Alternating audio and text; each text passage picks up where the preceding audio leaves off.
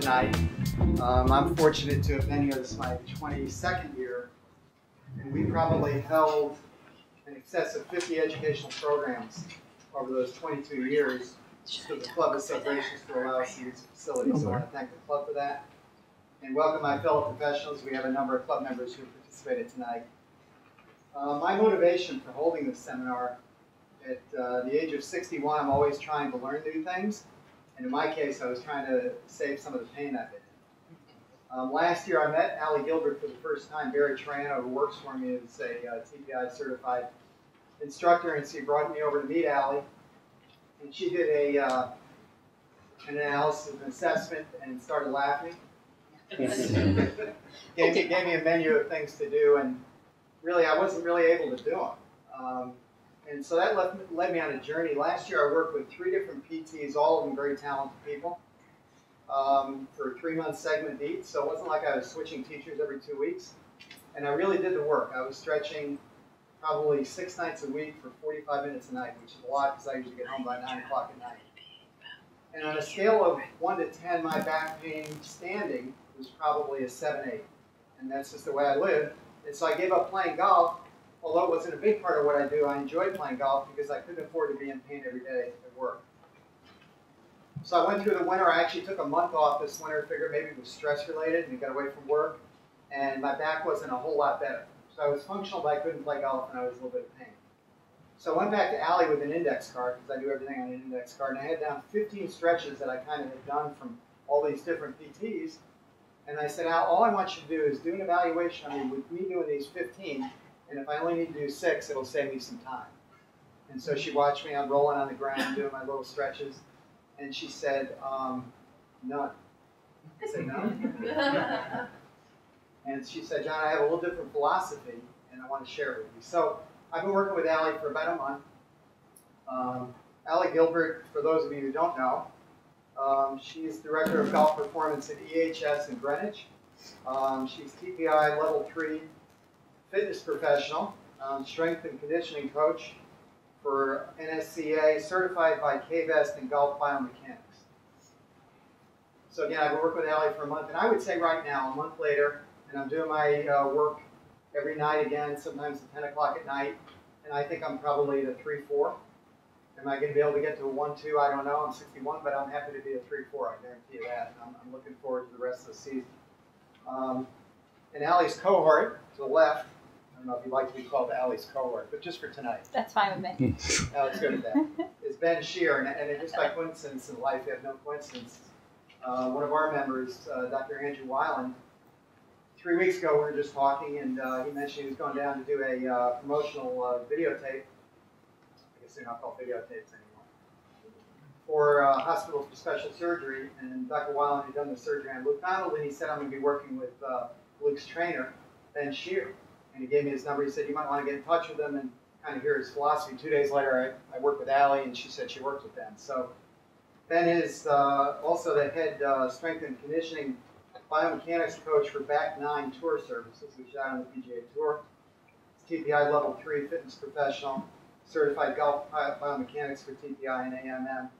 And his current students on tour, among others, Luke Donald, Webb Simpson,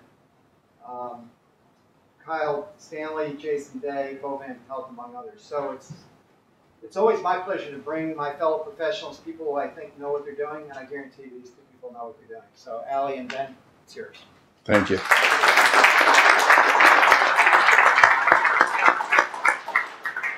Thank you, John, and I want to thank you guys for coming tonight and supporting us. I know you have a choice of things to do during the week, so we appreciate you coming. Just expanding on what John was saying about me having a different philosophy, I'm big in changing my mind, especially in the fitness industry, being an industry that changes pretty much every day, just like it's not anything else in the news. One day coffee is good for you, the next day coffee is horrible for you. Fitness industry is pretty much similar. Do I stretch? Do I not stretch? Do I foam roll? Do I not? Do I jump? Do I not? All these questions come about. And as I started to specialize in golf, there's a lot of application that comes with that, right? Very complex movement. A lot of the stuff is very intricate, very detailed. And I realized what I was doing with my clients wasn't working the way I thought it would. They weren't getting the results that I would have hoped they would. And I'm sitting back wondering why. And it was really frustrating. And I kind of had a paradigm shift. And this is when I met Ben. And Ben taught me to question everything and to ask why. And basically, what happens to a lot of us in the fitness industry is we start to read everything that we believe, even though you're not supposed to believe everything you read. If you believe in a certain philosophy, you only read articles on that philosophy. You kind of revalidate what you already know, so it makes yourself feel better. Like, yeah, I'm having my clients do this, it must be great, and this person's writing about it, and that's awesome. When I met Ben, it was like totally reverse, and as you'll find out, his approach is a little bit more harsh than mine. So, you know, he made me think a little bit differently, and as a result, he's been a great mentor to me in the past year. He's also become a very close friend, and I'm very grateful for that because it's really nice to have somebody that I can call upon when I have questions regarding what I'm doing. And I would say within the past year, shifting my paradigm and looking at things a little bit differently has brought me a lot of success. A lot of people I see come to me with back pain, and I'm able to look at them, assess them, understand where the back pain may or may not be coming from, and prescribe them the type of exercises that they need, and not really kind of guess and just throw things at them. So basically, I'm here to share with you guys what I've learned with Ben the past year. You know, kind of the way that I approach things is very, you know, similar to what he's taught me, and go on from there. So I'll let him introduce himself. Thanks, Ali. Next slide. I don't do that. So, by show of hands, who in this room is tight? Tight. Who's tight? Everybody in this. So, almost everybody in this room is going to say they're tight. Most, not flexible, and tight, however you want to define it, right? So, I think in the golf world, that's something that we all talk about all the time. Get a bigger turn, get your arm in this position, do all this cool stuff. And I got into this industry as a fitness coach and strength and conditioning guy 20 years ago. I've been fortunate enough, I started working with my first touring professional in 1999. So I was probably the first guy out there doing it, and people laughed at us when we were out there doing stuff. And I can remember Padraig Harrington literally laughing at Robert Carlson and I one day, like, what are you idiots doing? And he became the poster child for TPI, right? And TPI, obviously, as everybody knows, has become kind of the face, at least right now, for the fitness industry, how it relates to the golf swing. And over those years, my philosophy has continued to develop and continued to change out of frustration. I think in both the teaching world that you guys come from and in our fitness world, we all like to think we know something. And we have a teaching philosophy, whatever that may be, whether it's, I think you move off the ball, you stack and tilt, it's low, driven left side, right side, whatever your ideas are. I think we all have beliefs that we think are true, right? And it's hard to go back to your students at some point and maybe say, you know what, I was wrong. And people pay you good money and they come to you as a professional and you're like, I'm a pro, I'm gonna help you get better, man. Do this. And 6 months later, they're not any better. They get the same scores. And on the range, maybe you can get them hit some good shots, but they're really bad. And I'm a guy who kind of has, through frustration, gotten to a point of doing all the things that probably many of you are doing in the gym, got really frustrated and said, why doesn't this stick? That's kind of my famous question. Like Ali said, I always like to ask why. Why doesn't this stick? Why doesn't it hold? Well, I stretch and my trainer stretches me out and, you know, at the end of my session, my leg goes over my head, but, you know, that was on Monday and after my session on Wednesday, as soon as I come back, my leg's right back where I started. And like the slide says, and some of the things that you see up there, people go to the gym and they do this week after week, year after year, and they never get better. I did this talk maybe, not this specific talk, but a similar talk maybe 4 years ago for the New Jersey section of the PGA. And I asked the same question, how many of you guys are tight, right? And everybody raised their hand. I'm like, how many of you guys are stretching, right in this room? How many people are stretching? Who's been stretching for at least 1 year? Keep your hand up. 2 years. Why are you still stretching? 2 years. If I came to you for a golf lesson, any of you golf pros here, and I sliced the ball, and 2 years later, after doing the same thing 3 times a week, I'm paying you all my money, and I'm still slicing the ball, I'm not giving you my money anymore. It's the same thing in the fitness world. We have made stretching the cure-all for everything. Oh, I'm tight. Oh, I have this. Oh, I have that. Oh, go stretch. Right? Exercise and eat right. You know, we have all these magic, simplistic understanding of what we do. And what I've learned is that a lot of those ideas just don't work. And so I've developed my own way, and I've been fortunate enough over the years, and I think part of my success out on the tour is driven by a couple things.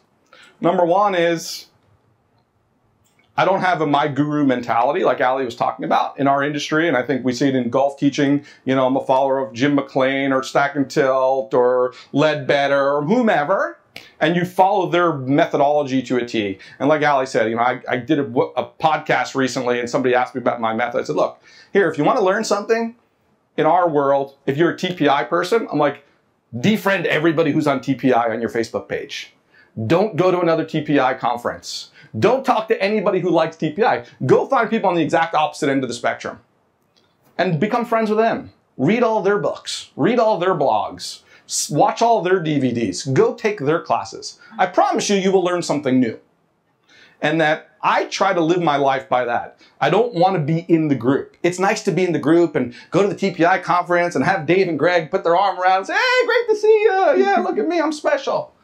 I don't care about that. I care about is how do I make my players the best that I can? And that's where my obligation lies.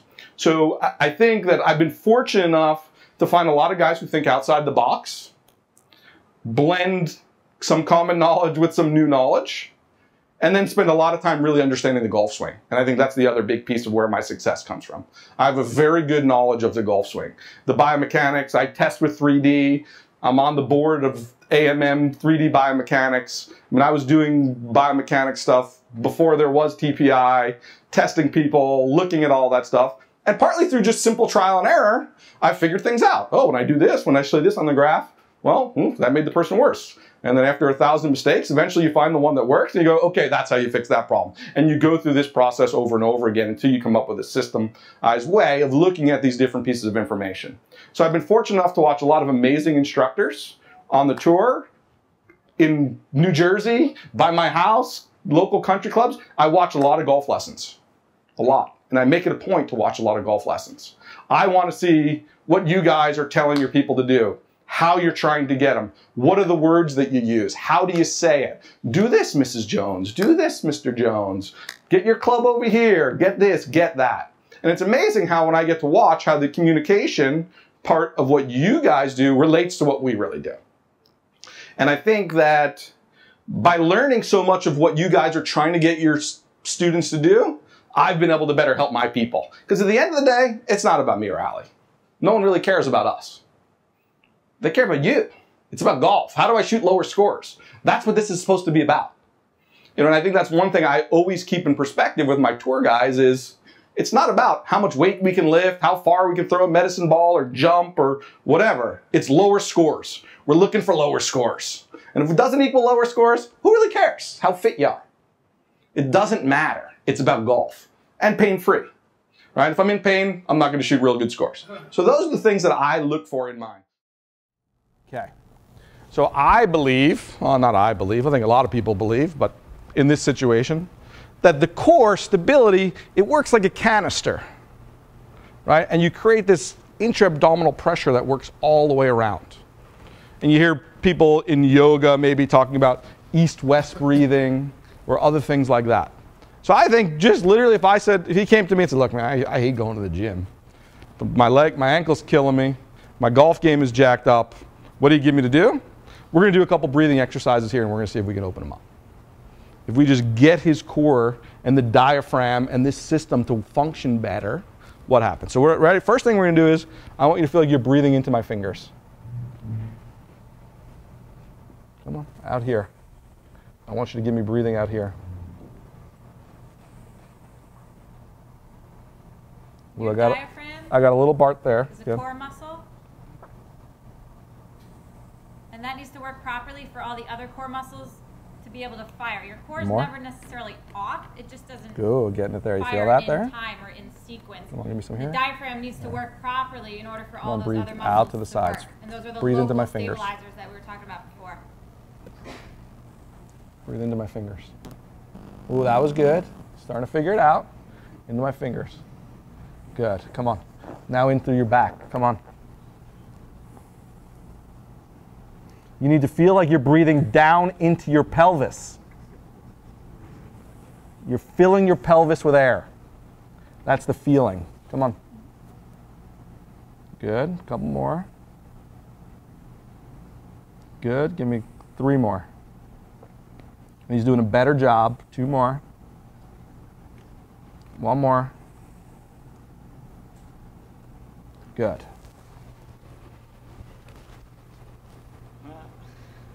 Magic. How's that? Pretty significant difference. How's that now almost all the way to the table? In what? 1 minute of breathing? Awesome. Come on up. Thanks. Appreciate it. Great job. So, is my point that he's fixed? No. But could he simplistically go home and work on that and sit there in bed at night? I mean, number one, mentally, it's a great exercise. And if you don't, I personally think if you're a trainer and you're working with people, and everybody in this room, if you went home every night and did that as an exercise, just the mental clearance, focusing on your breathing, trying to breathe laterally, trying to breathe posteriorly, and you just did that every night, it would be so good for your mental state. And I promise you, your body will function better. Getting this to function is humongous. People don't understand. So, since your premise is stability is job number 1, Yep. what is it that you actually did in that exercise that you now define as stability? I got his diaphragm and the core stabilizers. Remember I said earlier that this is not stability. That stability is subtle and that it's light.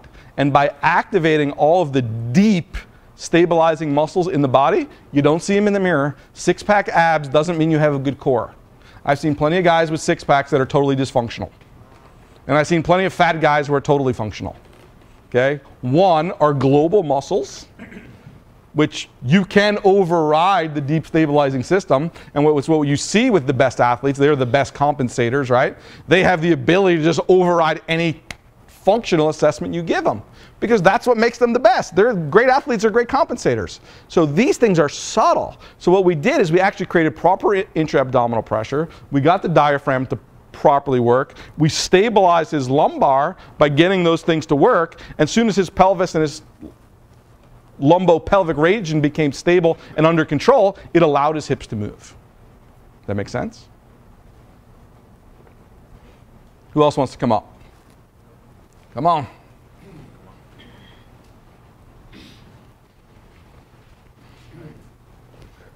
What's your name? I'm Kirk Satterfield. Kirk, pleasure to meet you. Nice to meet you. Turn around, tell the group all about your problems. Lots of problems, I guess. With my golf, I think mostly sequencing issues. I had a shoulder injury 5 or 6 years ago. I had surgery, and I think What was your shoulder injury? labral tear, left shoulder. Okay. You're a right-handed golfer or left-handed golfer? Right-handed. Right-handed golfer. Okay. I was told at a young age I was very hypermobile. Was able to create a pretty fair amount of speed with that, and finally injured it. So like I said, the hypermobile guys get hurt. After my shoulder injury, I hurt one of the discs in my neck. I don't know which number, but it's a problem. See something? See something, 4 or 5. Gotcha. And from there, I think that my sequence issues has become more. I think it's become harder to manage. So he's an awesome example of a guy to bring up here, right? Because he kind of proved a bunch of my theories all in one shot, right? He's hypermobile and hurt. Hypermobile usually is unstable, comes crashing down like the woman on ice. When you have it, you start creating compensation patterns that force other problems. So he's got a shoulder problem, and now he's jacked up his neck. He's a home run. I'm your dream. This guy, man. I'm your dream. Right? So let's talk about it a little bit, right? So how, do you go to the gym now? Not as much as I should. Very, very rarely. Okay. And have you ever been on a workout program in the past? Definitely. And what type of stuff you do? Whatever the people in college told us that were the football trainers. Just Oh, perfect. Yeah, normal stuff. Good. Like So he's on the football program. So unfortunately, in the university golf setting, that's what many golf teams are on, the football program.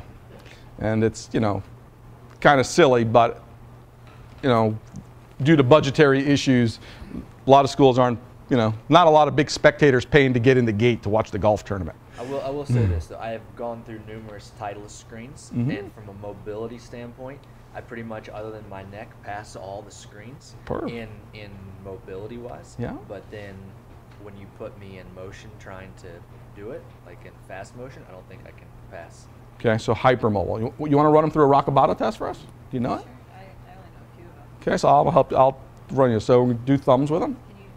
So here, so here's a little screen here, and everybody can do this along, and we're gonna have everybody stand up on the screen. This is a hypermobility test.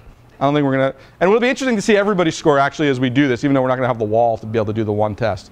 So the first test is do this. Take your thumb, hang it down like this. Can you touch your thumb to your forearm? Like this. Okay, some people will be able to touch it. Any yeses? If you can, this way, so take your hand like this, so it's straight across, and then go down. For every finger you can touch, give yourself 1 point. If you can do the right and the left, you get 2 points. If you can do just the right, you get 1 point. This is invented by a physical therapist in Argentina named Rockabata. No, just your thumbs, just your thumbs. Okay? Next, you're going to do your pinky.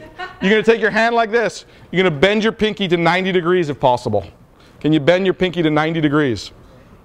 You get 1 for each one. Nope, put your hand like this, not back this way. Put it straight up and down and pull it straight back. Can you get your pinky to 90? Yeah, you're at 90 there. You get 1 for each one. Okay? Ready? Elbows. Can you hyperextend? If your elbows are bowing backward there, coach, you get 2 right there for you on the boards. Okay? Though that's 1, 2 right there. We saw the pinky. You're at a minimum of 3 right now. Okay? Everybody stand up. Lock your knees out. If your knees are bowing backward like mine, that's hypermobile right there. That's hyperextension of the knee. Lock your knees back. You feel like if you need to pull up your pants and look at your sweet legs, let's see it. Check them out. Come on, people. Be blinded by the tail. Okay. Right now, stay up. Go in like you're going to do a toe touch. See if you can put your palms on the floor.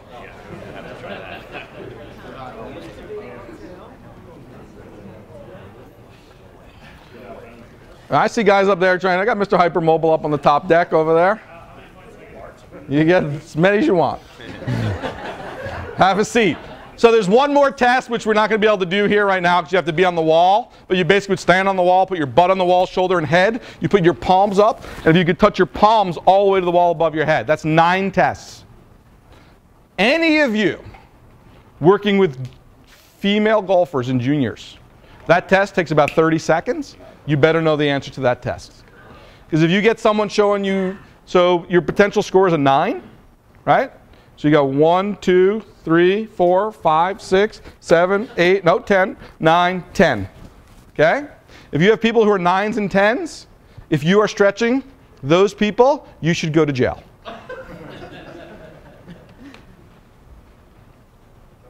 I work with all different athletes, not just good golfers, and I love going and watching, like, you know, a girls' soccer practice, you know, warm-ups, and they're all laying there in like full straddle spreads with their faces on the ground, talking to their friend next to them, like, "Hey, how was math class today?" I'm like, what the hell are they stretching? There is no tightness. They're all hypermobile. That's why they're all blowing their ACLs out. That's why HSS is doing great, because all these girls are stretching themselves into oblivion. They're already too mobile. Stop it. They should be powerlifting. They need to get tighter. You're working with a guy sit behind a desk 50 hours a week? Well, a little bit different. So was there anybody in here? So we only did 1, 2, 3, 4, 5, 6, 7, 8, 9. Was anybody here 6 or 7s? Got one guy here. 6 or 7. 6 or 7. Anybody in 8 or 9? 8 or 9. Anybody 1 or 2? Any zeros? Nice. Nice. Okay. So we're going to look at different things. But that's a pretty cool little test that you can look at.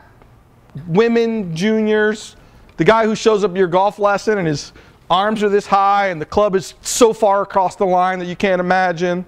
And you're like, holy cow, man. The guy's got, it looks like he's got a 190-degree shoulder turn. And you're like, whoa. Check him out. Hypermobile. Hypermobile can be a problem. So, what's your name again? Kirk. We're going to come back to Kirk's problems here. So we're going to say that, what'd you score? I didn't keep track. You didn't keep track, dude. We're doing it all for you, bro. I'd say maybe 4 or 5. 4 or 5. Not many. Okay. So Kirk says he's got a lot of mobility. Says he's got a busted up neck, right? So let's have some fun. Left shoulder, right? Left. So show us your little 90-90 shoulder test. Just hold it back there for me. Let's turn sideways for the crowd to see. So he's got, I don't know, what do you say, a little bit more than 90? Yeah. Right? Let me see the other side. Ooh. Got a $130, $120, I don't know. Something pretty good, right? So from my side, from a normal functional perspective, he has 90 degrees. That's normal shoulder function. About 90 to 90, about 180 degrees of motion, something like that. Pretty normal. But when I see 90, 130, I say, ooh, we got a big asymmetry here. So then I start thinking there's a couple of issues that I want to think about. I know I got his history of an injury. And then the other side, I'm kind of, as a golf guy, I always want to know, well, do I really give a crap about this for left arm for a golfer? In the left arm for a right-handed golfer? Obviously, we know with our golfers in the right arm, that's pretty important. Keeping your elbow down, all that kind of good stuff. But is that important? So then my next question is going to be is, I just want to understand his golf game too, because at the end of the day, most people who come to me, while they like to feel better and all that stuff, if it doesn't help their golf, they don't really care. So then I'm going to ask him, tuck your elbows in for me, and just do this. Okay? And he's pretty symmetrical there. So these are both shoulder external rotation tests. Very different muscles that I'm looking at. But why did I look at this for all you TPI people? This should be the TPI test for right-handed golfers. Ready? That should be the test. Why is that? Anybody? Bueller? Because the right shoulder is doing this, and the left side is doing this. Right? And I've seen guys who can do this and not do this. I've seen guys who can't do this, who can do this. I've seen guys who look like this and then look like this. I mean, I've seen every combination of bizarre shoulder positions that you can imagine. So like we said, so in our assessment thing here, so our functional assessment. I just gave him a functional assessment. Hey, show me your arm, right?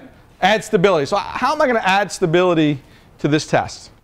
All right, if you're at the range with somebody and you want to just take a look at them, you don't like what they're doing, give me a way that I can give them some stability.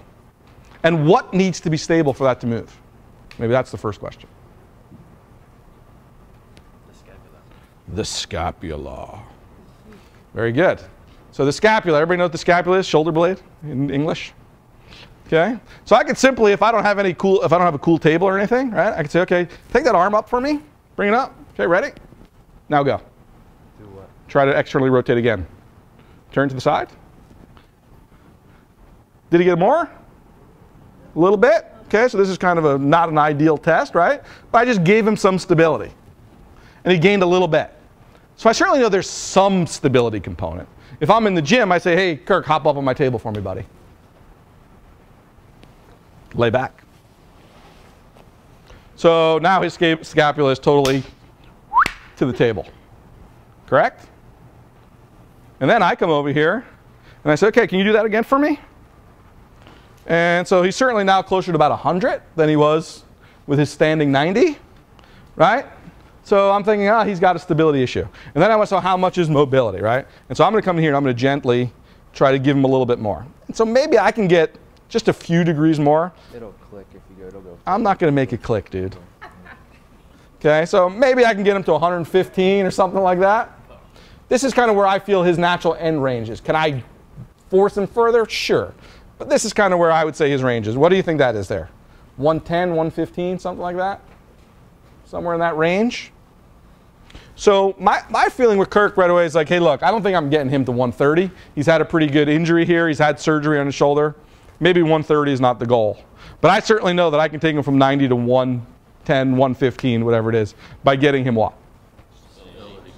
Yeah, if I get him to stabilize his scapula better and start activating the muscles around his shoulder blade. Does that make sense? How are we going to do this here? So let's do a couple little things here. This is not a great setup for doing this. I don't know how we're going to do it. I really need a wall. We could take him up against the wall there for a minute. Let's just try something simple. Let's just try something cool here. Lay back for me. I'm going to show you how you can use isometrics. Okay, and we're going to do it from the table, and then we're going to take him to standing. I'm going to do it on the table, and then I'll have Ali do it with him, the same exact thing in standing, and we'll see if just activating that position of the shoulder blade helps him at all. So what I want you to do is just come here again for me. I want you to come down to the bottom of your range, and I want you to gently rotate your forearm down into my hand, like you're trying to go further into external rotation. Good, gentle. Good, you can hold that for me. 6, 5, 4, 3, 2, relax. Come out of that. Come again. Push. 6, 5, 4. Is that tough to do? 3, a little bit. 2, relax. Feel it in the joint. Okay, come again.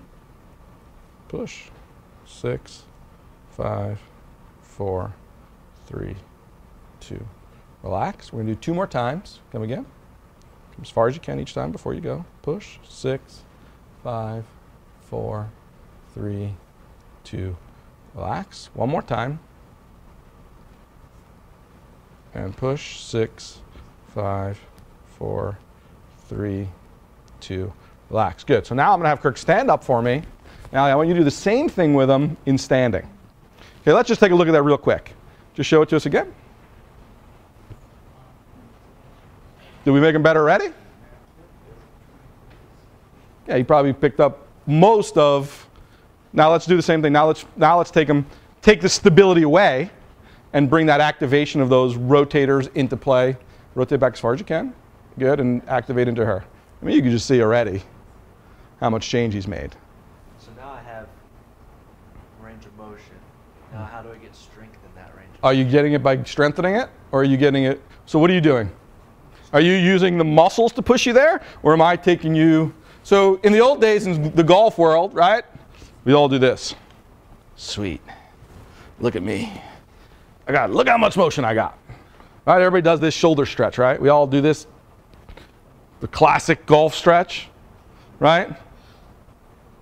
But no one's getting any more flexible. So are we stretching him, or are we creating stability by activating the muscles around his shoulder? So he's taking himself into that position now. Not me, not the club. He's doing it. So it's kind of the opposite of stretching, right? Like anytime someone shows me a stretch, I'm always like, oh, put your hand on the other side of the joint. They're like, well, what are you talking about? I'm like, just put it on the other side. We'll take somebody up here with the toe touch and give an example of that. Okay, good. So turn to the crowd. You take that? You take that? Question. Mm-hmm. You do this with a student, Mm-hmm. and how long does it take before they retain their maximum? So Something you have to keep part of, like when using something like that, using an isometric, you want to get scientific? You're doing what's called gamma biasing. And what you're really doing is you're working on the messaging from the brain, right? And I always say that the better the athlete that you're working with, the faster it sticks. They have better neurologic systems. If you work with good athletes, those changes happen. I mean, I had a guy I did this with. He's a golf pro at Mountain Ridge Country Club. I don't know if any of you guys know Lenny Sider. So Lenny was the New Jersey PGA Teacher of the Year. Lenny's a good friend of mine and client of mine. And Lenny was a wrestler as a kid, had like no shoulder mobility. He came like, oh, my shoulder hurts. I was like, all right, dude, come up on the table. We do the thing. I do those little isometrics like I did with him. He went from like 80 to like 135 in a minute 5 years ago. Once. Lenny was the NCAA long distance drive champion and wrestler. Great neurologic system.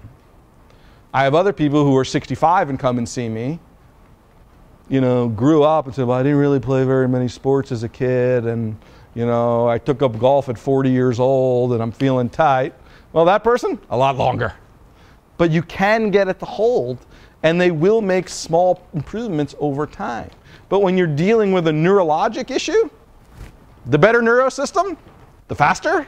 The worse neurosystem, the slower. So my rule is the better the athlete, the better. That's why I like working with good athletes. Makes me look smart. You give them something to do, you're like, look how good you are. Yeah, look at me, I'm smart. Right? Brain controls everything, and we're just resending a signal back to it, rewiring the neural system. Because it takes at least 5 seconds for that to happen. That's why we do 6 seconds. That's why we're counting out 6 seconds. And that's why it's not a lockdown. We're very, very lightly pushing, very, very light contraction. You heard me say them, gentle, gentle, gentle, gentle. Low-level activation. So like this is a big issue that we've had with Luke. Luke has shoulder tightness, whatever. To me, it almost feels at the end of his range, I mean, he's got bony end feel to me. It's like you get to the end, you're like, that's like glue. Like with him, I said, I'm not going to push it. But it was spongy at the end. Like I felt like if I wanted to, I could have probably taken another 10 degrees from him. Who cared? It was like, okay, that's kind of the end of your motion. Other people you'll feel like, oh my God, I just hit a cement wall.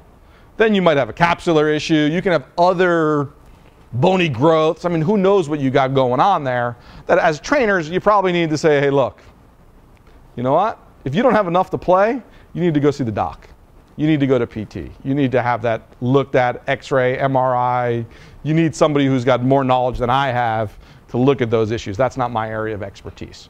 My area of expertise is really dealing with the muscular system and trying to have the muscular system function as maximally as possible to allow them to function. But at the same time, I will say in the last year and a half with Luke, I mean, he was at about 80, and we're at about 100 now.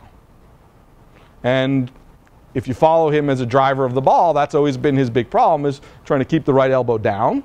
He gets his elbow kind of flying out on him and causing some issues. And over the last 2 years, he's significantly improved his driving. Is he going to ever have 120, 130 degrees? I don't think so. I mean, we got the number one in the world without it, so I don't know that we necessarily need it. But at the same point is, we all have our range. It is what it is. My issue here with Kirk was he had 130 on the other side. If he went up there and showed me 110 on both sides, I would say, hey, Kirk, nice meeting you, have a seat. But do I think that Kirk stresses his neck out because he's got instability in that left side? Of course I do. And I think if he got that shoulder and that whole region, scapulothoracic region, more stable, your head is sitting on the scapulothoracic zone. So your foundation is cracked. If you make that a better foundation to put your head on top of, it's going to hurt less. Well, and I didn't look, again, usually when I look at scapular, I have a tendency to look at T-spine at the same time. So, right, so if I get a guy who comes in and is like, I got shoulder dysfunction, and he's got this posture, right? We talked about these guys that all of you are seeing, right?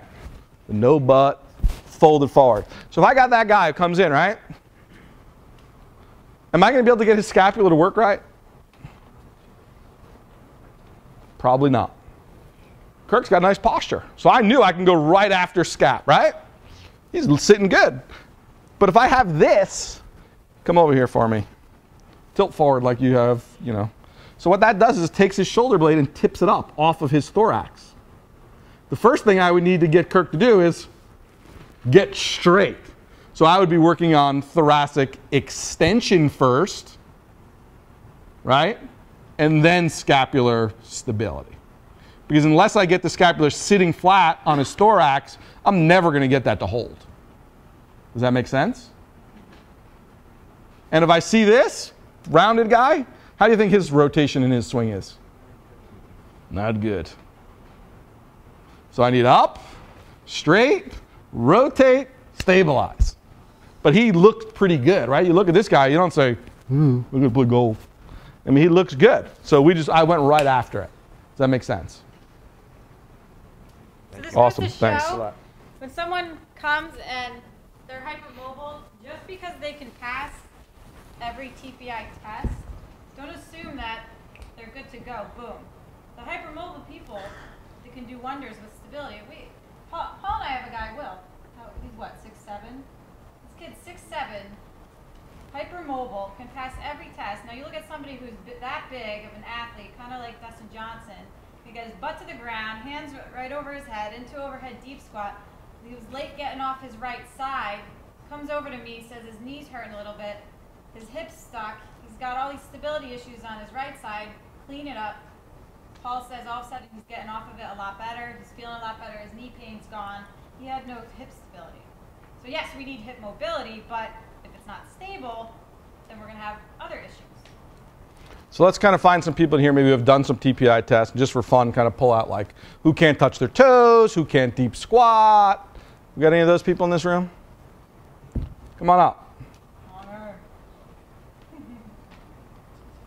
We're just trying to show you different ways that you can apply these same ideas and to get you maybe to walk out of here. If nothing else, if my goal tonight was anything else, like is maybe I better start looking at stability and stop stretching. If I've not necessarily don't start stretching, but if after whatever your criteria is, a month, 2 months of foam rolling and stretching, you're not any better, maybe you better look somewhere else.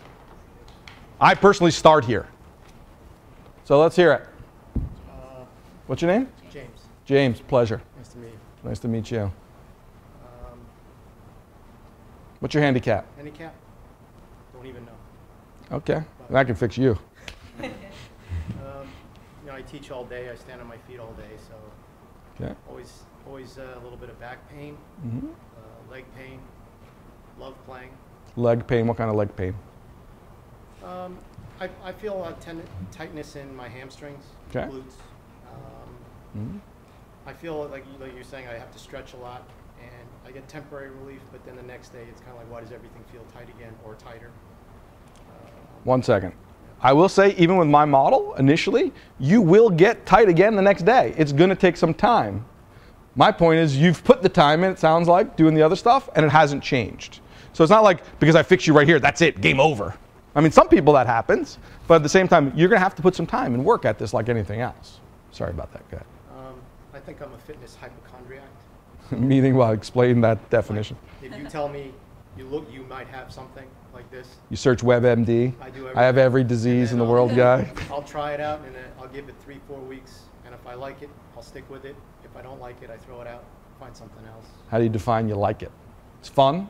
Works? No, it doesn't. If it works. Okay. I mean, it might Some people just as I like it. It's fun. But you know, I guess I get kind of bored sometimes also, so I'll look for different routines or whatever. But when I play, whenever I do the TPI screens or I have someone do it to me, I pass a lot. I fail some others. Are you certified yourself? Yeah. Okay. And what do you fail? I fail the hamstring. I fail the deep squat. So you fail the toe touch and you fail the deep squat. Touch, okay. Yeah. Cool. So I constantly feel like my right side is 6 inches longer, or my left side is 6 inches shorter. Do you have like one of those golf setups that you're always like hanging one side, standing where your players are, kind of jacked up all day? I'm probably standing like this the whole time, going like this a lot. I gotcha. And I find it, and then I'm trying to have to stand the other way, and this feels. So maybe that balance board would be good for you. Yeah.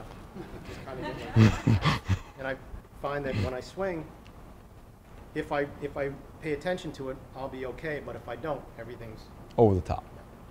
Okay. So we've got a bunch of things going on here. So for all of you TPI people, what's the number one reason you go over the top? No lower body disassociation. Doesn't initiate your downswing with your lower body. This? No, the other. The other. Okay, ready? Here's my test. I'm going to sell this to you right here. Ready? Stop moving your hips. Rotate your shoulders all the way back. Don't move your hips. Keep your shoulders back there. Turn your hips down. Yeah. I said turn them. Well, that's all you got. That should be the test.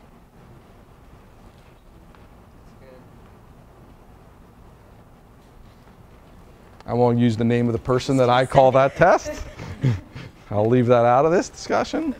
But the test should be, can you turn back and open up? Because I know a lot of guys who can do this and can do this, but can't do that. Everyone stand up, let's try it. Oh yeah. So turn your upper body to the top of your backswing, no lower body motion. Like this. Yeah, right. And now turn your hips down to the target. This guy just got a chiropractic adjustment. Don't move your upper body. No upper body motion. Only let your hips turn first. No, keep this back. Keep your shoulders back. Keep your turn your hips before your upper body. Not too bad. Turn them. Turn. Turn. That's all I got. Come on, Bueller.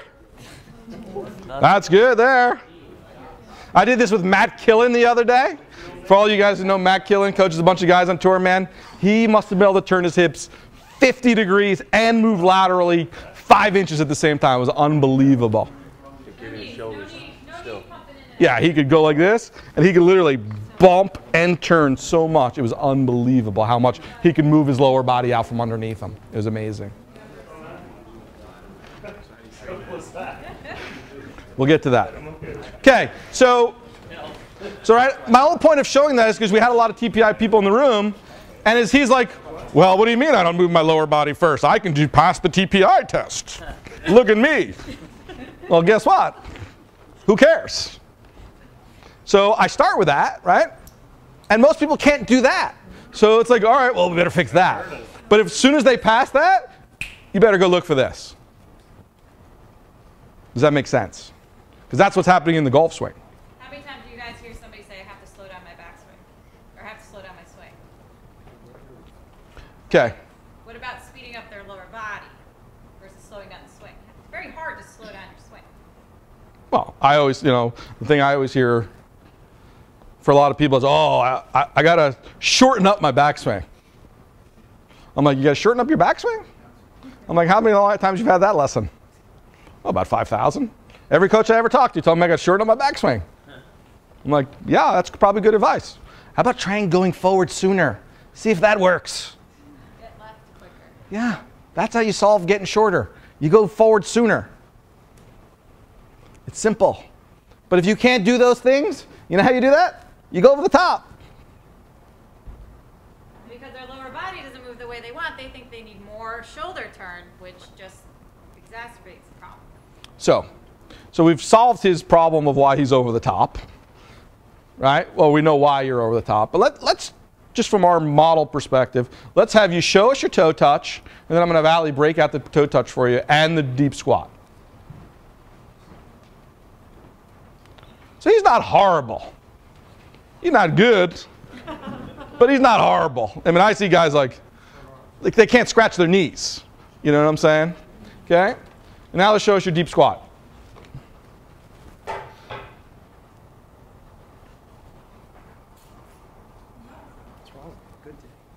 Look at this guy, man. You got a problem? I mean, your toes are turning out for me. Can you come back up and square up your feet for me? He's got a humongous shift to the right. Turn around and show everybody your ass. Keep your toes straight. See that? He's totally on his right side. So you start saying, well, what's the deal? Why is he doing that? Okay, so Ali's going to break out for you, like quick break out of his, let's break out first his toe touch, and we're going to go through that progression, and then we're going to take his deep squat and break that out. So now we're going to turn into a unilateral, see if there's a difference between each side. So the idea is he wants to put all his weight on his right foot here and just try to touch his right side. And so I look at that and I say, that's pretty similar to what he did bilaterally. You agree? Mm-hmm. Okay. You guys see that?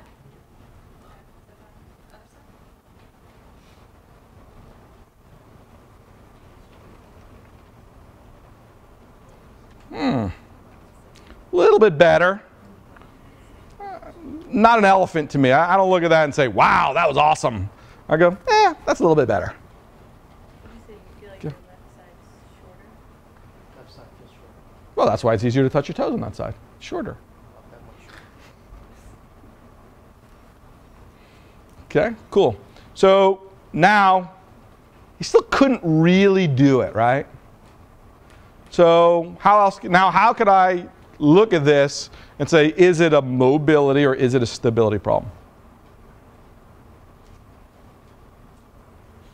Lie on your back. Take away gravity. So you don't have to be able to, all the way back, lay back first. So to touch your toes, you only need to get to about 70 degrees on this to do it, because obviously you're getting bending from your waist and the upper body that's helping you as well. So I can have Ali just check him for us. Passive, just give us passive check of range of motion. Can he touch his toes? Should he be able to touch his toes? Does he have a mobility or a stability problem?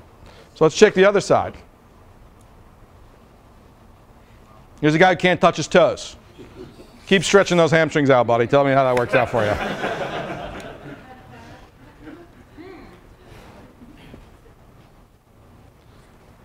Do you guys see what we're doing here, man? So watch this. Ready? James, right? James, lift your leg for me by yourself.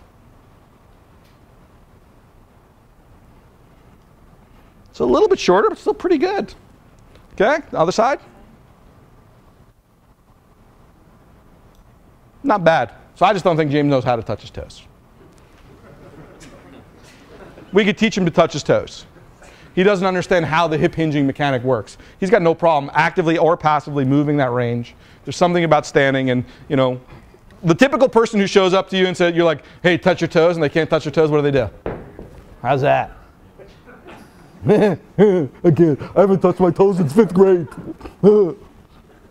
That's what they tell you. You're like, are you kidding me, man? You're like, how about you bend your waist first, buddy? The toes are right there. I could teach James to touch his toes. He doesn't know how to touch his toes. He got more motion than I would ever have. And this guy, you kidding me? Can't touch his toes? He can do a split. That's what I don't understand. Okay, well, someone needs to teach you to touch your toes. But touching your toes is not your problem. So now we're going to look at his squat, right? He squatted close to parallel, but not perfect, right? He was still a little bit above parallel. He kind of shifted to one side or the other, right? So let's stand back up. Let's just finish our assessment here first, our functional assessment, right? So we said he shifted right. So why don't you give him stability. You just do it with your hands. No, this one, palms up. So turn to face the crowd. Turn sideways, the two of you turn. So what we're gonna have James do is when he squats down, he's gonna push up, down into Ali's hands. And what's that gonna do? Engage his core, right? Push and squat. Push, keep pushing. Don't bend your elbows, man. So he's giving me this. I need this. Come on down. Ready? That. Okay? I want you to Push down. push, and you push back to him, Ali. Sit your butt back. Just like you normally would. Yeah. Arms straight, arms straight. Okay, so I'm not thrilled with his squat there. I'm like, eh. Okay, so we gave him some core stability there, right? And it's like, okay, well, I think he still has a technique issue. Someone needs him to teach him to squat, right? I mean, I would say, come here, James. Stand, I don't know, 4 or 5 inches in front of that chair for me. Face me, please. Hands out in front again. Okay, I'm just going to hold your forearms. I want you to reach your butt as far back into that chair as you can. Push up as hard as you can with your arms. Sit, sit. Okay, good. Now stand up again. Do it again. Do it again. Okay, good. Now step over here. Now you're going to squat like that for me. Ready? Same thing. Come on. Push up. Push. Sit. Sit. Sit. Sit. Sit. Sit. Sit. Sit. Sit. Ooh. Can James squat? So he doesn't know how to squat, and he doesn't know how to activate his core. Still was a little bit right there, and that's another issue we need to look at. But I don't look at James and say, here's a guy, ready? Here, lay on your back. And we're just going to take it a step further, right? Yeah, you want to test him? Show him. Yeah. So here's Ali's going to say, so let's just say he failed that test for fun. What would we do next? We put him up on the table. So if he failed, Still can't go down. We gave him, on the knees. that's a squat, man.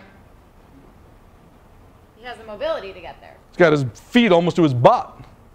And that's passive. If I ask him to do it by himself, Now you do it yourself.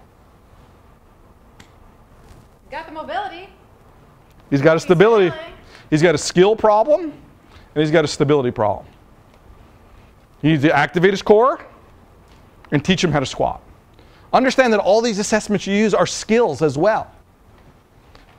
Doing disassociation is a skill. Do I even know how to do that? Can you teach me? You got to wonder sometimes is, you're like, people are so quick, oh, do the, you take the TPI class and Dave and Greg are like, it should take you 7 minutes. You're like, how come when I do it, it takes 45? Am I stupid?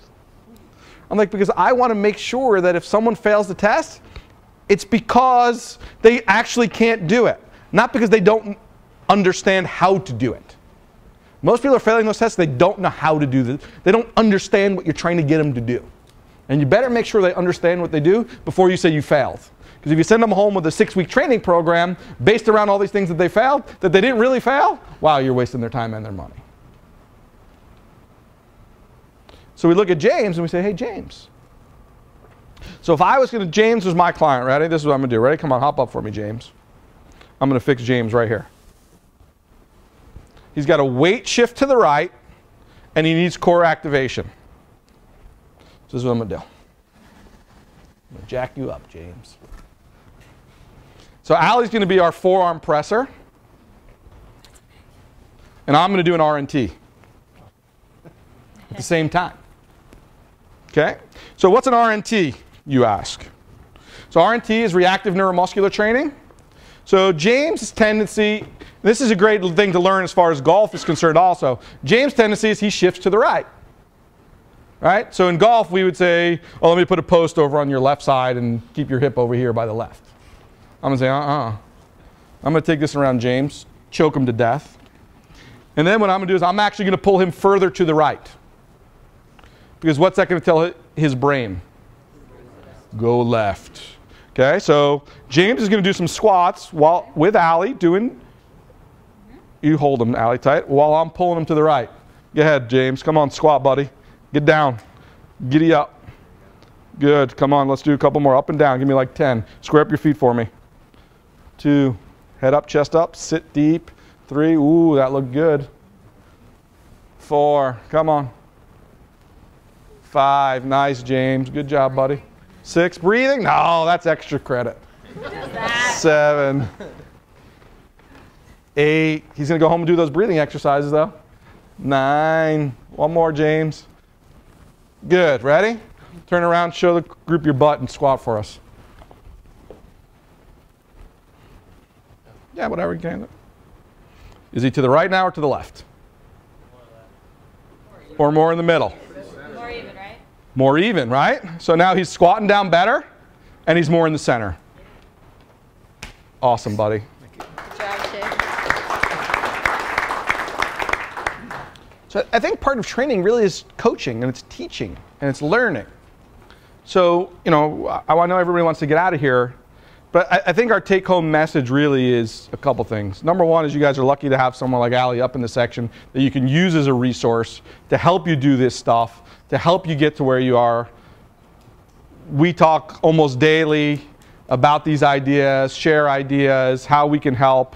She's actually had a lot of her people come down and actually come and see me and then actually do training with her. She'll come actually with you down and spend time, and we evaluate you together and really put these ideas together. So you guys are lucky to have someone who really starts understanding this. There's 5,000 TPI people out there now.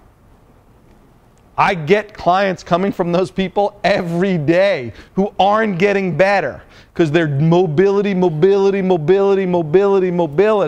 They're foam rolling until their IT bands are blue. Yeah, you're laughing because you're that guy. Yeah. I know that guy, right? I mean, and you stretch until your eyes pop out. And you're no more flexible than you were 10 years ago. Stop it. I know people whose pre-workout routine was foam rolling, then taking the lacrosse ball, rolling against that, then taking a golf ball against the wall, rolling against that, then taking the stick and rolling that. It's like 45 minutes of just making yourself doing what? And again, the point is not that those things are bad. You might get assigned those things, and I give people those things. And sometimes it works like a charm. You're like, man, that was perfect. That's exactly what you needed. There's other times when people call me up like 2-3 weeks later, like, you know, I've been doing that rolling stuff that you gave me, man. It's not doing crap. Well, what do I do now? Okay, well, that's the question is, do you have tools in your toolbox to actually give them what you do now? And most people, once that doesn't work, it's game, set, match. It's over, you failed. You don't get there. They just, well, you're not doing enough. You're not working out enough. You need to roll longer. You need a harder foam roller. You need rolfing. You need whatever. All of those things can be great for the right person at the right time for the right situation. I'll just say, coincidentally here, we randomly picked 3 or 4 people to come up here. Every one of them was a stability problem. Would we agree in that? Every one of them was changed immediately through adding stability to what they were doing. No one is starting by looking at stability. Do yourself a favor. Look at those anchors. Is the scapula stable? Is the core stable? Are the feet stable on the ground? I mean, you guys are golf pros. I mean, hell, people wear those FootJoy Classics for 50 years. It was like wearing a brick on your shoe. Why do guys love those shoes so much? There's a guy who says, I miss them. Why did we love those shoes? It gave you what? Yeah, it gave you stability. Why are people wearing orthotics? To get stability. And now everybody wants to go into barefoot shoes like this. Those are great if you can get there. But you don't take a guy who's like in crutches, basically, you know, meaning the big full shoe with orthotics in it and all that stuff, and you don't say, hey, give me those shoes, let me give you this barefoot one. Go play golf balls with that. Are you crazy? That's going to kill them. You got to earn your right to wear those shoes. You give them a shoe that's a little less constructed. Keep them in their orthotics. Say, okay, you know what? We're going to try to see if we can get you out. I'm not sure if we can or we can't, but let's just try maybe a half hour a day without them. How'd you do with that? Oh, not too bad. Okay, let's try for an hour. Then maybe the next set of shoes we get a little bit less constructive, and go through that progress. You can't, you know, take a guy who's in a body cast and say, let's go run a marathon tomorrow. And that's what people are doing, taking away all the stability that people don't have intrinsically, and then they're just like, well, you need stability. And it's like, well, you better help me get it. You don't just throw me in a pair of minimus and say you now have it. Does that make sense? I mean, the guy on the tour this week was selling my wallet, my thing, anybody's interested? Like Vibram 5 Fingers golf shoes, giving them away on the tour trailer this week. And I see Dr. Weiland in the back shaking his head. If you'd like a pair, I'll be happy to get you a set. But literally 5 Fingers with golf, with spikes on the bottom. Anybody wants the name of the company? I have the guy's card. Because I just want to call him and say, can you tell me about your shoes? How that's going to help me? I'm not saying that once in a while practicing barefoot or something doesn't have value. There's a time and a place for that. But I find it amazing that, like anything, we always overshoot the mark so far with anything that's a good idea. We just take that good idea and go so far. And we're now way overshooting the mark of who should be in minimalistic shoes, hitting in these, you know, new, whoever makes, you know, golf shoes, Nike, Adidas, you name them, all that kind of stuff. You know, when you see Justin Rose in them, understand that, you know, your country club member is not Justin Rose. That's why he's out there collecting the checks. And that's why you're coming here paying for lessons. A little different. One of the other things we didn't cover, those power bracelets, those don't give you stability. So. Hey now, don't be saying that. One thing too, because I brought this, so I might as well use it, to show what I was talking about with the lumbar spine before. Your lumbar spine, the facet joints, see how locked in these things are? So they're meant for stability. They're thicker than the T-spine, which is meant to be mobile, right? So if this starts to become more mobile, that's where the back issues come, and that's where this locks down, just to give you guys a visual. Yeah, I mean, and you can think about the same idea, right, with stretching. Because you can't stretch, if I'm doing that hamstring stretch as an example, for James, right? My hamstrings are tight. No.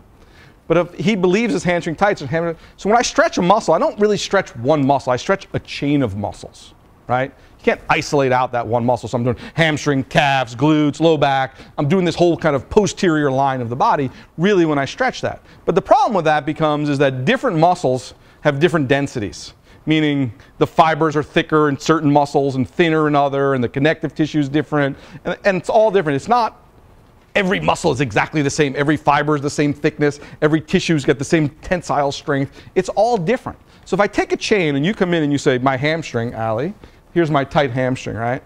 And you're like, come on, man, I need to stretch out my hamstrings. And I'm checking this whole posterior chain. And I say, stretch my hamstrings, Ali, come on, stretch it. Did my tight hamstring stretch? What stretched? Did the tight hamstring that she has stretch? Or did all of the things that are the most pliable already, come on back, that are the most pliable already, or the weakest in the chain, get stretched the most?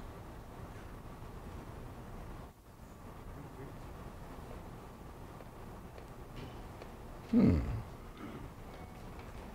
careful. Again, I don't want this to be an anti-stretching. The way we're talking about it seems like that, because I'm just trying to get you to see the other side. So my point is all of those things can work, but when they're not, ask why not. Okay? There's other considerations. We don't even have to go into all this stuff. Biochemical dehydration, blah, blah, blah.